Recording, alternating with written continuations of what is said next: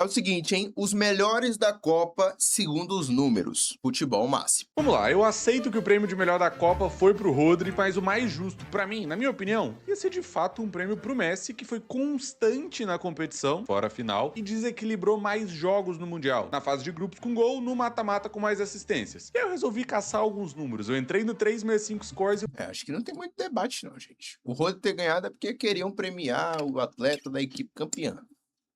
Mas, de fato, o Messi foi o melhor jogador da Copa. É só, assim, você não precisa concordar, você só precisa ter assistido os jogos.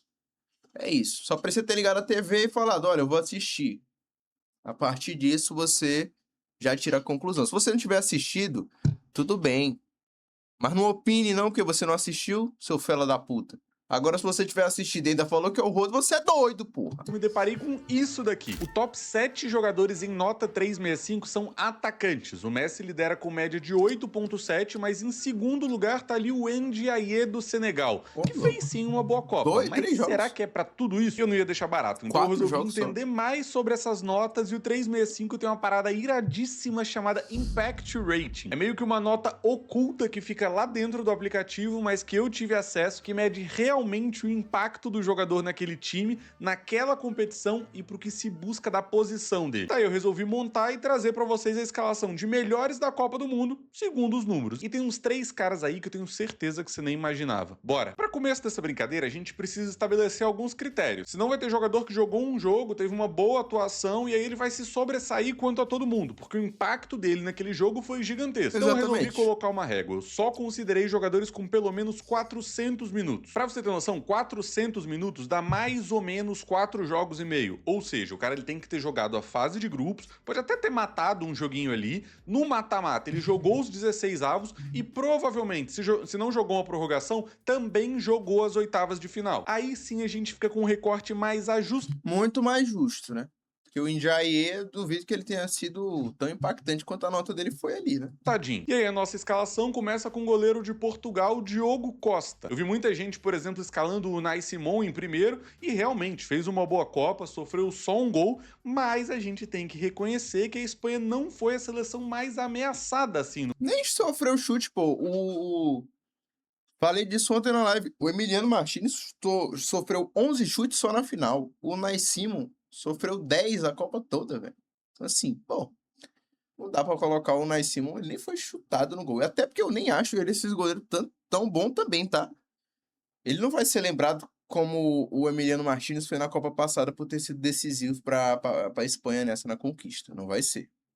Definitivamente não. No Mundial, bem diferente de Portugal, que, a efeito de curiosidade, sofreu só um gol a mais do que a Espanha. Entre goleiros com uma boa minutagem, ele foi o segundo goleiro que menos sofreu gol no Mundial inteiro. Além disso, entre goleiros que foram ameaçados, ou seja, de fato sofreram finalizações, o que definitivamente não foi o caso do Unai Simon, ele foi o com melhor aproveitamento em defesas. 86,9% dos chutes que foram no gol, o Diogo Costa defendeu e fez alguns bons milagres. Uma partidaça de primeira prateleira no jogo contra a Colômbia, decisivo na fase de grupos. Não, ele pegou muito contra a Colômbia, cara. A Colômbia só não ganhou por causa do Diogo Costa, porque o Portugal fez todos os esforços do mundo pra perder pra Colômbia. Então é isso. Tipo assim, eu não coloquei ele na minha seleção que eu fiz ontem, porque eu priorizei também quem chegou mais longe. Eu acho que o Emiliano Martínez, machucado, conseguiu fazer uma Copa melhor que a do Diego Costa. Mas por nota, por números, o Diego Costa realmente fez uma Copa muito boa. Mas é porque acaba caindo nas oitavas e você não tem um recorte tão grande. Você nem lembra muito do que ele fez, por conta que ele não jogou mais. Quando você tem uma amostragem maior, você acaba colocando. Eu coloquei o Emiliano pela dificuldade que ele teve física durante essa Copa e pela capacidade que ele teve ainda de decidir alguns jogos para a Argentina fazendo boas defesas. Além de, na final, ele ter fechado o gol até o gol. E estava sendo uma final muito boa dele até tomar o gol. Mas aí foi a consequência dos 500 mil chutes que a Espanha deu, né? acabou terminando em 0-0, e também uma boa partida contra a Espanha, que acaba se encerrando com a eliminação de Portugal com uma derrota simples por só 1-0 e uma chance praticamente indefensável pelo jogo. E aqui até tem uma curiosidade maneira, se a gente tira essa régua, por exemplo, da minutagem, pega jogadores que só jogaram a fase de grupos, no máximo os 16 avos de final, sabe quem que foi o goleiro que ficou mais bem colocado nessa escalação? Foi o Ronwen Williams da África do Sul com impact rating de 51.9, basicamente 3 Caralho. pontos a mais do que o nosso Diogo Costa. E aí a gente começa a entender o que de fato. Cadê o Vozinha, hein? Vozinha virou uma febre e tal, mas ninguém fala mais do Vozinha, né? Vozinha já acabou, vai virar influencer? Ele vai vir pra algum clube do Brasil? Cadê o Vozinha, caralho? Vozinha, porra, chegou, seguiu um monte de mulher e vazou. Foi isso que ele fez na Copa. Fato, esse impact rating não é só uma nota para avaliar o desempenho do jogador, mas o impacto dele naquele cenário, naquela partida. Então, por exemplo, o Williams ele até tomou mais gols do que o Diogo Costa. Só que a gente tem que considerar que já se esperava que a África do Sul sofreria mais ameaças também, que naturalmente ele sofreria mais gols. Mas ainda assim ele conseguiu ter um impacto muito positivo entre os sul-africanos, que ajudou a equipe a chegar nos 16 avos de final. Deu para pegar qual é, né? E aí a gente chega na nossa lateral direita com o Pedro Porro, que eu acredito que esteja na seleção de melhores da Copa de todos vocês. Se eu estiver errado, me corrige e comenta aqui embaixo. Mas o Pedro Porro foi um dos laterais. Só vai botar aqui um Danilo, porra. Eu não lembro de outros lateral que tenha sido tão bom. O Koundé fez uma Copa tenebrosa. O Koundé, meu Deus do céu. O Koundé da França não dá, mano. Tem aquele Spencer, né, da Inglaterra, mas eu acho que realmente o Pedro Porro é muito acima. O que ele fez nessa Copa. Não é que ele fez uma Copa de gênio, de, porra. Carlos Alberto Torres, não, mas ele fez uma Copa muito boa pro Pedro Porro até.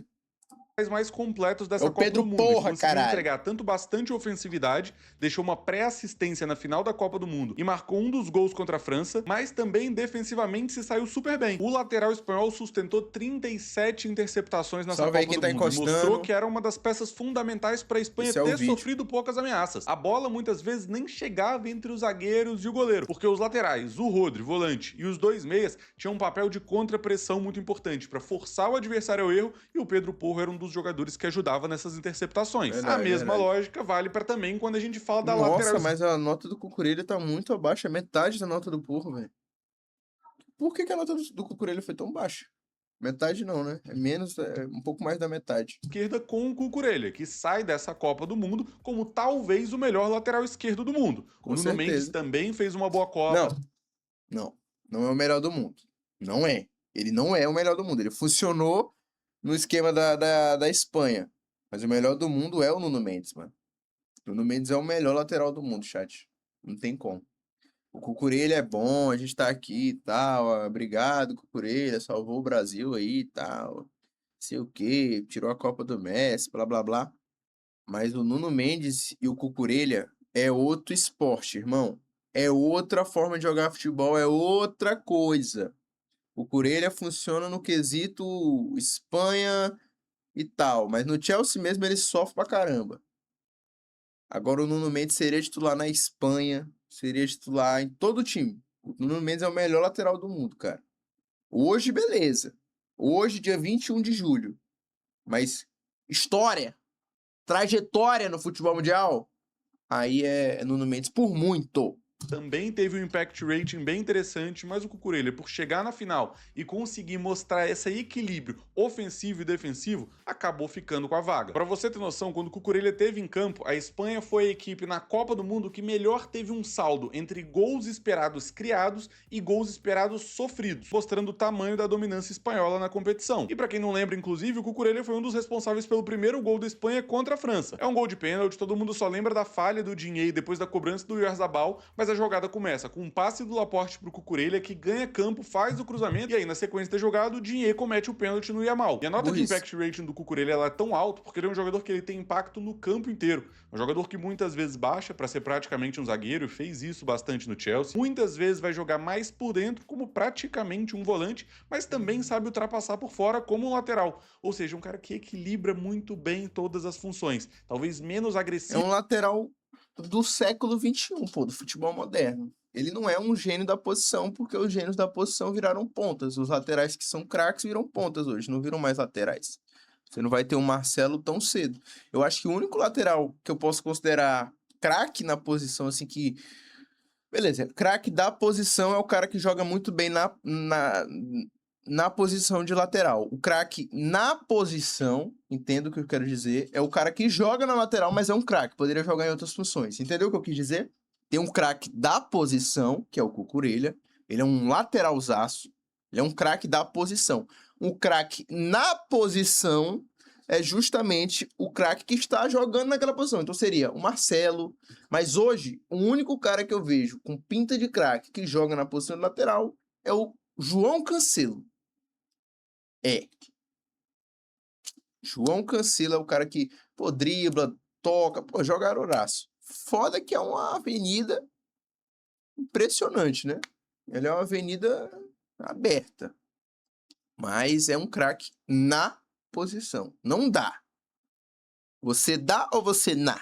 Na ou dá? Ofensivamente com o Pedro Porro, mas muito bem em duelos defensivos e aí superando o companheiro espanhol. Entrando na dupla de zaga, um cara que com certeza vocês não adivinhariam. Nico Elvedi da Suíça ganha a vaga da nossa zaga. Pô, mas cadê o Cubarsí? Cadê o Laporte? Cadê o Upamecano? O Romero? Bom, eu entendo que o Impact Rating avaliou muito bem a atuação do Nico Elvedi porque foi uma defesa que foi bastante exigida. E o Elvedi naturalmente se destacou, levando a Suíça até as quartas de final da Copa do Mundo. Inclusive, eu falaria sem medo nenhum que a Suíça foi uma das grandes surpresas desse Mundial. Fez um jogo consistente, controlava muito bem a posse e o Elvedi muitas vezes começava as jogadas. Ele pela direita e o Akanji pela esquerda. E já que a gente tá falando aqui também de números, o Elvedi ele foi o primeiro jogador em toda a Copa do Mundo em número de interceptações. Aí a gente vê a importância do cara. Amassou. Sim, você... Pô, a Copa tinha nomes muito mais fortes que o Elvedi, né? Tô só agitando o microfone aqui. Tinha nomes muito mais... Porra. Pacho tava jogando essa Copa. Pacho é zagueiraço. Rubem Dias. Rubem Dias. Pô, o próprio Cucurella lá, o poste. O Elvedi foi o principal interceptador da Copa, velho, como zagueiro.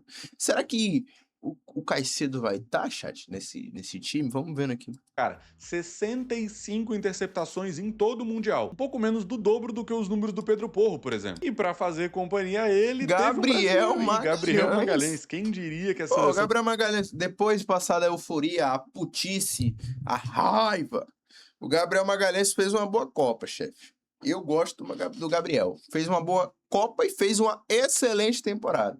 Eu acho o Gabriel Magalhães muito bom. Vacilou no gol do Haaland, feiamente. Mas é porque a profissão do cara também é triste, né? Ele ganhou os duelos tudo, ou tava pelo menos resistindo bastante.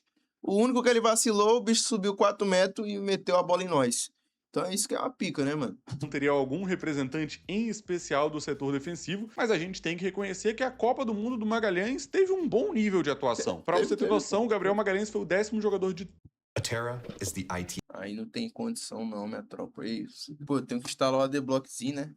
Para você ter noção, o Gabriel Magalhães foi o 10º jogador de toda a Copa do Mundo em aproveitamento de duelos vencidos, seja pelo alto, pelo chão ou muitas vezes até jogando, um duelo ofensivo, no momento com a bola. Fisicamente se destacou, protegeu bem a profundidade e vale o destaque aqui pro Magalhães porque ele ficou muito manchado por ter sofrido o gol do Haaland, o primeiro gol que abre espaço para a vitória da Noruega. Mas eu não gosto de diminuir a atuação dele. Essa temporada dele no Arsenal foi imprescindível, provavelmente o melhor zagueiro do... Eu não vou definir ele por um lance, gente. Não é isso, né? Definir a temporada do Gabriel Magalhães por um lance. Até porque, como eu disse, ele estava bem no jogo até o lance chegar. Mas é um lance decisivo que eu espero que meu zagueiro ganhe, entendeu? Sei que é o Haaland e tal, mas, porra, o melhor zagueiro do mundo, eu espero que ele ganhe um duelo do melhor atacante do mundo. Eu vejo assim. Se fosse outro no lugar dele, fosse o Léo Pereira do meu Flamengo, por exemplo, eu não esperava. Eu falava, aí não tem condição não. O Léo Pereira às vezes não tá ganhando nem do Rony Rústico aqui, pô. Vai ganhar do Haaland. Agora o Gabriel Magalhães, eu olhava e falava, pô, o Gabriel Magalhães ganha do Haaland. Eu tinha uma confiança. É foda, né? Foi meio que Dante conhece os alemães, parte 2. Foi meio que isso. mundo e que a seleção pode trabalhar muito bem já visando a Copa de 2030. Inclusive, aqui no canal eu soltei esse vídeo daí, imaginando como que o Ancelotti pode começar a preparar a seleção já para a próxima data FIFA. Mas não Esse preocupa Breno de assistir Bidon agora aí não, que eu vou me deixar dá um linkado no final negocinho. desse vídeo, beleza? Entrando no meio, bola de ouro da FIFA tá aí. Rodri é o melhor primeiro volante da Copa do Mundo inteira e tem números que chamam muita atenção, além de gols e assistências. O Rodri ficou com impact rating de 51.1 e tem números que chamam muita atenção. Como primeiro volante, ele é o melhor entre todos em passes certos e o melhor jogador da Copa do Mundo em duelos vencidos. Mas não para por Não aí. tem como não, mano. O Rodri, ele é um abismo de jogador. Ele é, porra, craque demais, velho, de verdade. Ai, joga muito. Queria um Rodri na seleção, velho. Eu tenho um Rodri no meu time, né, o Jorginho. Mas na seleção seria do caralho, mano, um jogador como o Rodri. Puta merda. Gênio demais, gosto demais. Apesar de que, de novo, não acho que mereceu ganhar o prêmio de melhor da Copa. Ali não tem como, pra mim é Messi, pô. Só você ligar a TV. Mas é muito gênio, velho. Tem jeito não. O bicho é a evolução perfeita do Busquets com... porque hoje a gente tem raiva, né? Hoje a gente, infelizmente, tem raiva, mas é uma junção de Busquets com Casemiro, pô. Falei até com a mão na boca aqui, velho. Com Casemiro, porra. É, Casemiro. Casemiro, a marcação, a ocupação de espaço e os passes do Busquets. Então ele seria um jogador perfeito, na minha opinião. Se a gente pegar todos os jogadores da Copa, ele foi o segundo melhor em passes progressivos, passes que ajudam o time a avançar no campo. E é por isso que eu digo, a gente não pode avaliar um jogador só por assistência. Às vezes o Rodri ele vai iniciar uma jogada verdade. que depois de 1 minuto, por ele quebrar uma linha e ajudar a Espanha a progredir no campo, é que eles vão chegar no gol. Um Então, se minuto você- não, né? O Simonetti, Manuzete, sei lá o nome do cara aqui, que ele é muito bom, mas não sei o nome, desculpa. Não é 1 minuto, né? 10 segundos, tá ligado? Você não cumpre etapas importantes sem um jogador como o Rodri, é muito difícil conseguir dominar uma partida na Copa. A Argentina que o diga. Na final ficou muito marcado que a Argentina não finalizou nenhuma vez no gol e nenhuma vez em 90 minutos. Mas isso acontece porque as pessoas olham de forma muito ampla, se apegam nesses números mais simples e não vão na profundidade do jogo. Não olham com a lupa pra realmente... Ah, Luquinha, mas aí é foda, mano. Vai ficar cobrando o tio que assiste Copa de 4 em 4 anos pra ver esses lances. Eu me cobro pra ver, às vezes. Pô, mano, eu vou chegar falando merda na live? Não vou chegar falando merda. Então, pelo menos tem que saber que o Rodri é um cara da infiltração, né? Do passe, ó, cortando. Então eu vou atrás. Mas a galera às vezes não pesquisa mesmo, não. É triste, mano. É triste, mas eu não consigo. É muito triste.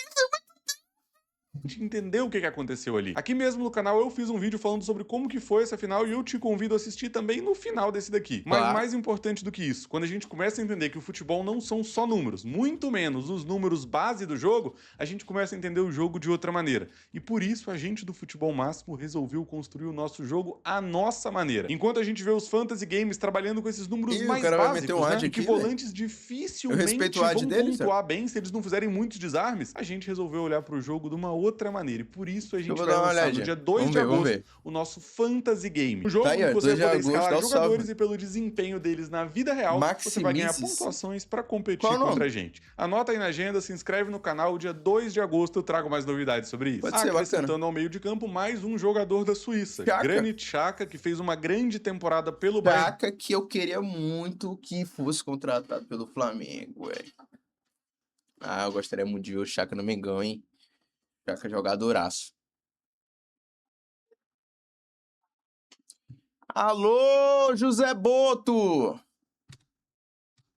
Leverkusen, Olha o há scout 2 caço temporadas aqui. atrás e fez uma ótima temporada pelo Sunderland, de volta na Premier League, merece sim esse espaço no time titular. O impact rating dele foi de 48.7, abaixo do Lembrando aqui, pra você que tá vendo o vídeo, não vou te lembrar essa besteira, né? Perdão, ia falar que a nota, a seleção, você que tá na live, a seleção é montada através do impact rate do 365 score, tá? Não é a seleção do Lucas, não. É quem teve as melhores notas e ele só estabeleceu um critério de 4 jogos ou 5 jogos ali, dependendo da minutagem. Rodri, mas eu ouso dizer que ele foi o jogador mais importante da Suíça na Copa, o jogador que fazia a engrenagem girar. foi o quarto de toda a Copa do Mundo em passes progressivos. Essa é a minha métrica favorita para avaliar volantes que constroem o jogo. E ainda somou 35 interceptações, um número bem valioso para um volante. Quem assistiu os jogos da Suíça viu que era uma seleção que gostava de trabalhar muito com a posse, circulava bastante, usava da saída de bola mais curta para atrair o adversário e depois procurar um entrelinhas. Com isso, o Rubem Vargas se saiu muito bem, o Manzambi se saiu muito bem, o Embolo, apesar da expulsão, também se saiu muito bem, e nada disso aconteceria se não tivesse o Xhaka na base da jogada, construindo as jogadas vendo de frente. Não à toa, o Xabi Alonso, que treinou ele no Bayer Leverkusen e que acabou de assumir o Chelsea, pediu pro Chelsea dar uma sondada no Sunderland para levar o suíço pros Blues. Será? Se essa negociação vai dar certo ou não tem como a gente saber, mas com certeza aqui no Futebol Máximo você vai acompanhar a Eu vou ficar temporada do acompanhando, Chelsea, sim. porque a gente gosta muito de falar de futebol europeu também. O outro Bacana, meia foi o bacana. Jude Bellingham, e o primeiro e único jogador da Inglaterra que vai aparecer nessa lista. O E a Bellingham maior nota, né? A maior nota, 52.2.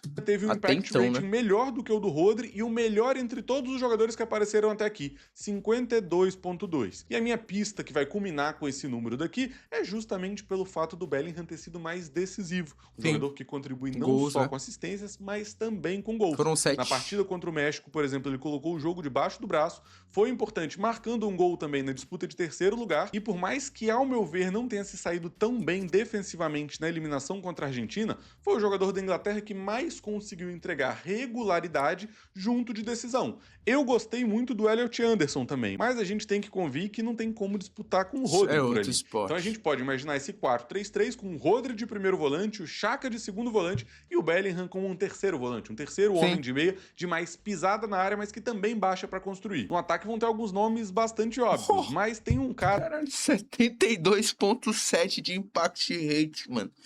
Pô, o Mbappé não teve tanto impact rate, eu acho, quanto o Messi, né? Porque ele dividiu mais os gols da França com outros jogadores. Imagina a nota do Messi, velho. menos óbvio que eu vou deixar para o final. De começo, a gente vê o Mbappé com impact rating de 72.7. Ele foi o artilheiro da Copa do Mundo e mostrou nesse Mundial que ele não é só aquele atacante de infiltração nas costas da defesa.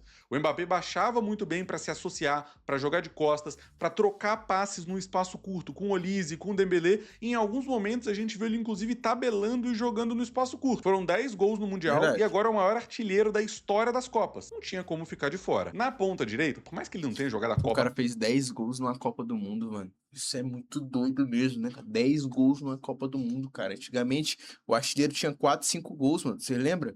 Eu lembro que o Rames Rodrigues foi o artilheiro da Copa com 5 ou 6 aqui no Brasil. O Harry Kane foi com 6 em 2018. E aí, em 2022, o Messi, ele... Porra, 8.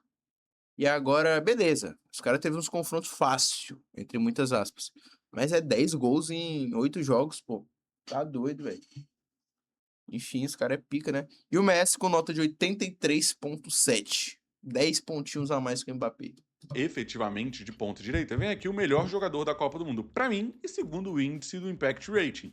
O Messi teve uma nota 83.7, e a gente não precisa nem explicar direito por quê. Quando a gente olha para a fase de grupos, o Messi foi responsável pela maior parte dos gols da Argentina. Ele só não marcou todos os gols no jogo contra a Jordânia, em que ele começou no banco e depois ele veio do banco e acabou deixando dele também. Um jogador participativo que procura drible, procura criação de jogadas, boa qualidade para finalização e leitura do jogo como um todo. No mata-mata não foi tão determinante em gols assim, mas ganhou um papel de construção muito importante, em especial nas viradas heróicas da Argentina contra o Egito, contra a Suíça e contra a Inglaterra. Por mais que tenha feito uma final de Copa abaixo, muito por não ter um time que oferecesse para ele as melhores condições para desequilibrar um jogo, eu coloco ele como o melhor jogador da Copa do Mundo acima do Rodri, porque o nível de desequilíbrio numa partida que ele gera é mais determinante do que o desequilíbrio do Rodri. Não vai adiantar tanto se o Rodri entregar 30 passes progressivos no jogo, que vai fazer a bola chegar no campo de ataque, se não tiver um jogador do calibre do Messi, por exemplo, no último terço. E a gente viu claramente. É aquela, tipo assim, não é porque o Rodri dá o pré-passe que isso vai dizer que ele impacta lá na frente. Porque muitas vezes o pré-passe foi dado pro Yamal, o Yamal tocou pro Oyarzabal e o Oyarzabal errou o gol. Então, mas o pré-passe do Rodri foi importante. Mas não deu, entendeu? Agora o Messi ele impacta diretamente no gol. Que ele vai fazer o gol, ele vai cruzar a cabeça do Lautaro, por exemplo. Então, assim, até para você analisar esses dois, você tem que colocar aqui, ok, a análise do Rodri não é tão direta se dá certo. Mas ela também não pode ser tão direta se der errado. Tipo assim, tá vendo? Não é culpa dos caras, não é culpa do Rodri de fato se os caras não faz o gol, porque o dele ele fez, o passe dele ele fez. Mas ela não é muito certeira na avaliação, porque ele pode dar 10 passes no jogo assim, o Yamal der 10 assistências e o cara errar os 10 gols. Então, aí ele, não, mas olha, ele fez 10 vezes, olha aí. Aí o Messi pode fazer 10 assistências e acertar 2. Aí beleza, começa mais um debate. Entendeu? Acho que não entendeu o que eu quis dizer, mas entendeu e foda-se. Que a Argentina bateu na final da Copa do Mundo muito por conta desse extraterrestre. Dá até pra falar em Messi dependência aqui. Pra ponta esquerda, o nosso Vini Júnior também foi escalado pelo Impact. Fictícios Júnior! Amo demais, meu melhor jogador, gosto muito. Vinícius Júnior, nota de 55.9. Aí, o Mbappé jogou de centroavante, né? Qual que será que se dá a nota do Haaland?